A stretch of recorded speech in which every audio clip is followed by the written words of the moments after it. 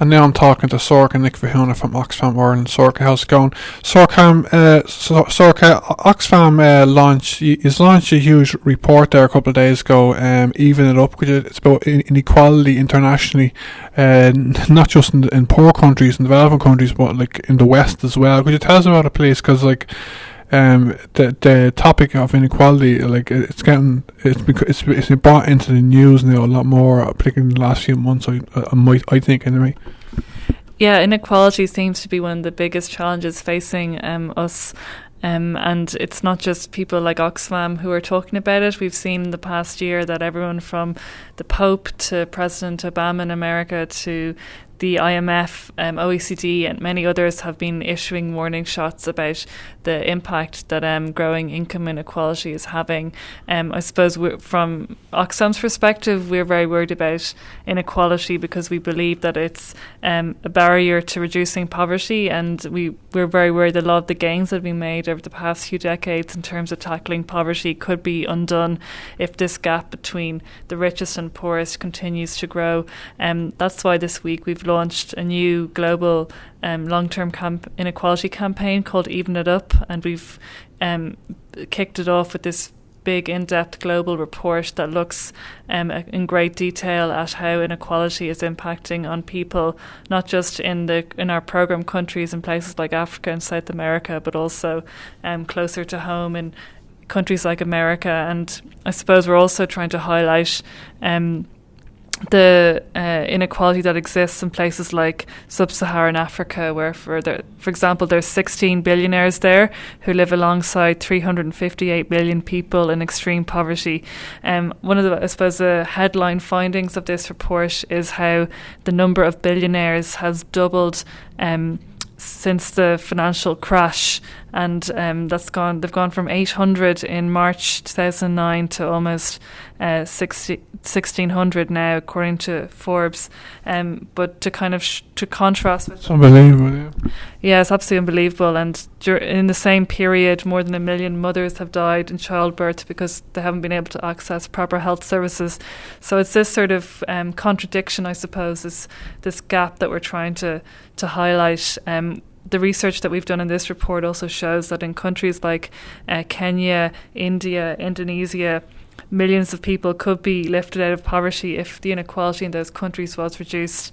We've also kind of looked at the examples of countries like India and Brazil, which have moved into the more middle income space in the past few years, but there's very different trajectories there. While inequality has reduced in Brazil, it's actually grown hugely in India, and we believe that's a direct result of policies. And what I suppose the main aim of this report is to try and highlight how government policies have a really big impact on inequality. And we've found that in countries where people have access to free public services like health and education, where there are structures in place to make sure people are paid a fair wage, that inequality reduces and everyone benefits.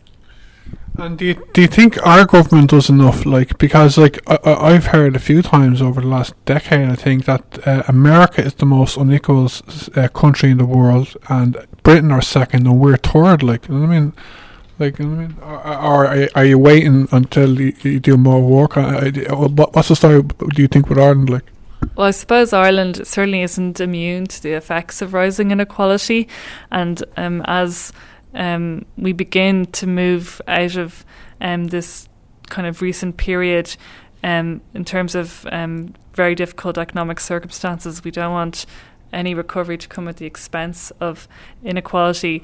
We do hope to do some in-depth research into inequality in Ireland over the coming months, and I suppose it's quite hard to draw conclusions from Ireland at the moment because there's never been a full-scale study of wealth distribution in Ireland, and if you listen to economists talking about inequality in Ireland on the radio, there's a lot of debate over how to interpret inequality, which if you look at income before tax, after tax, and then things like the Gini coefficient, which is this particular economic term which I still struggle to understand. But what we do know is that the top 1% of people in Ireland earn more than 10% of all income, and this is down from a high of 12.75% before the crash.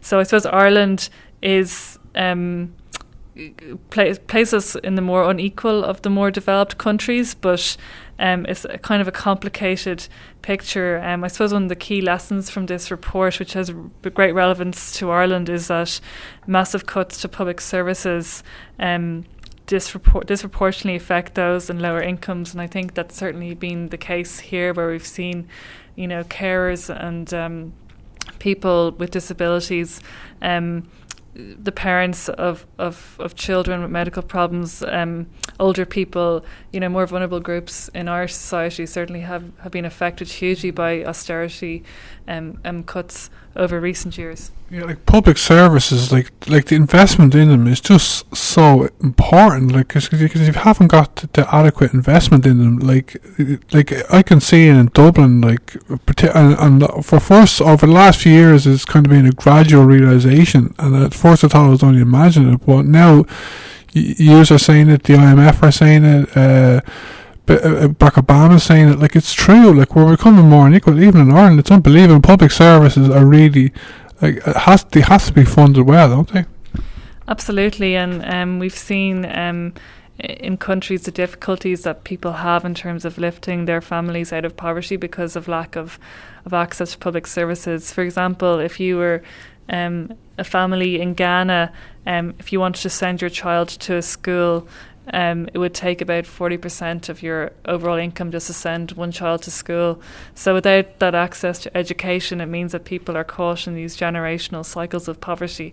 Whereas at the other end of the scale, these very wealthy people, these elites, have a really disproportionate impact in terms of how policies are made. They have access to the decision makers. They're highly educated. Their children will be highly educated. They have access to opportunities. They have access to jobs in high places, and that's something that really concerns Oxfam as an organisation trying to fight poverty.